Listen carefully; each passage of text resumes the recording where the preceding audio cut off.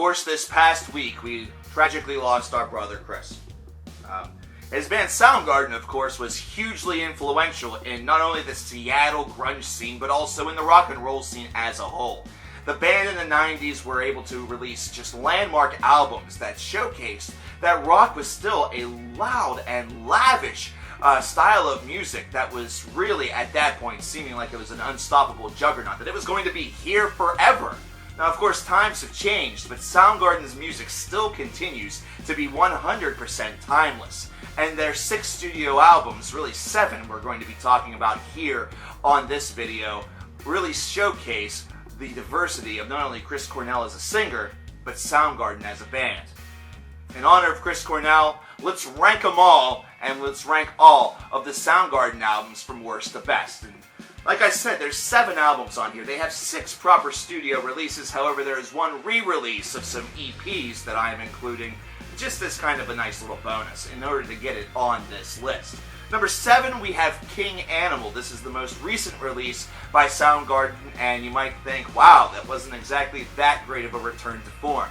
But this is something that needs to be known. Every Soundgarden release has something that's very special about it. There's no real stinkers among this discography, which is one of the reasons why Soundgarden is so well respected among the heavy metal and the rock faithful. King Animal was just a disc that felt a little bit disorganized. It was a band that was still getting their chops back a little bit, but still had a pleasant sound to it. It was very similar as to whenever Stone Temple Pilots decided to come back a couple of years ago. And it just had a nice little texture to it, but not the same veneer. King Animal still did what it could, but in the end, whenever you have heavy hitters like this list does, it comes off at the bottom end. Number 6 is Screaming Life and Fopp. Now, this is the combined effort of a pair of EPs from the 1980s that were really showing some of the grit and some of that craziness that Soundgarden and grunge was all about. This is an important release, considering putting these 2 EPs together really displayed where this band was going to be heading and really displayed what this band was all about. It's very important to see where a band is prior to them becoming massive celebrities, super icons of the rock genre, and this is a great place to start. I recommend this if you have the opportunity to pick it up. It was recently re-released once again, and it's one that you should certainly investigate. Number 5, we have Ultramega OK. This was a heavy, heavy album, one that displayed that Chris Cornell and Soundgarden had the ability not only to stay and stick within that sort of chaotic grunge veneer as it was becoming in the 1980s, but also embrace a very dark and very brooding side.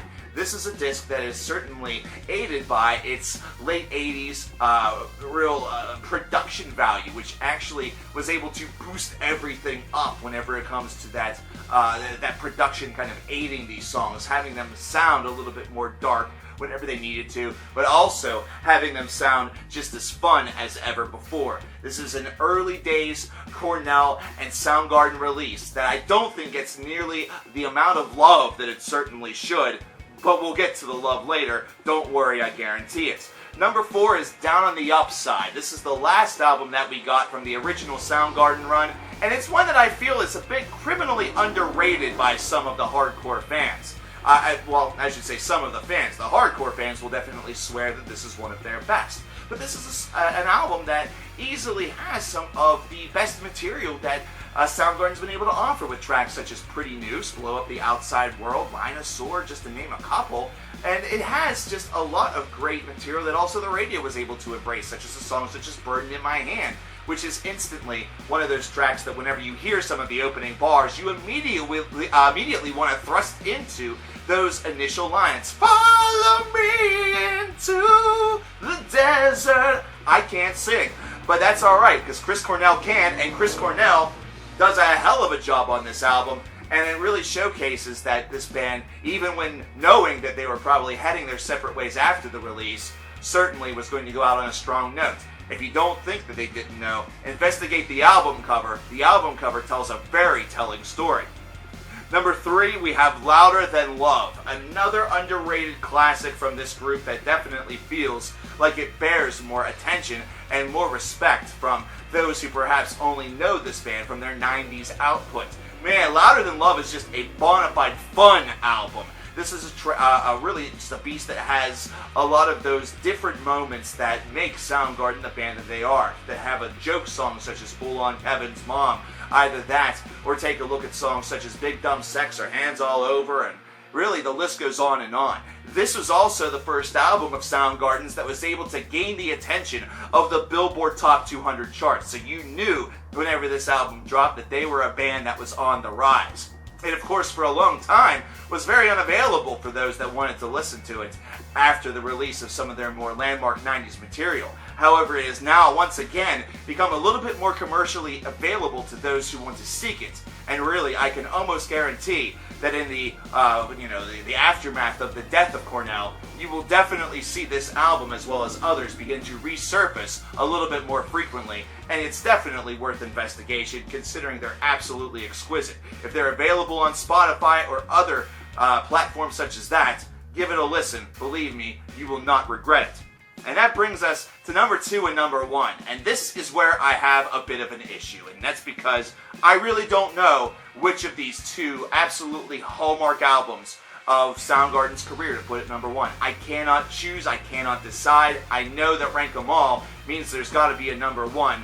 But how about instead of having a number 2, we just simply have 2 number 1s? I think that's kind of fair. Especially whenever you consider the caliber of albums that we're talking about with Superunknown and Badmotorfinger. Now, Badmotorfinger, of course, came first, and this was a disc that showed the heaviness factor that Soundgarden was all about, while also displaying the band having a ridiculous songwriting veneer. They have a great amount of talent that was being displayed, and this was really not even at the height. Songs such as Slaves and Bulldozers immediately come to mind, and then whenever you consider a track such as Spoon Man, which came later, you can definitely see where some of all of that was being formulated with other tracks that you heard off of an album such as Badmotorfinger. And then you get into Superunknown. Then you get into the Fell on Black Days territories. Then you get into the Black Hole Sun territories. Then you get into the songs that have been immortalized. But then you also get into some darkness, like the very final cut on this album entitled Like Suicide, which right now feels like it hurts just a little bit too much.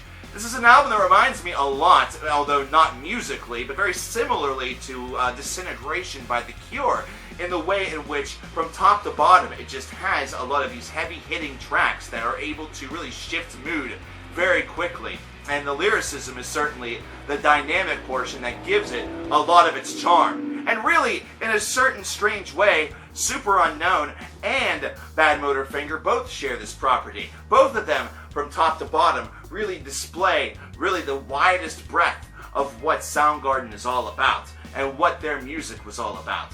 It's a shame that this band opted to break up after an album such as Down on the Upside, as it would have been very interesting to see what they would have been able to bring to the latter portion of the 1990s as well as to the new millennium, prior to King Animal.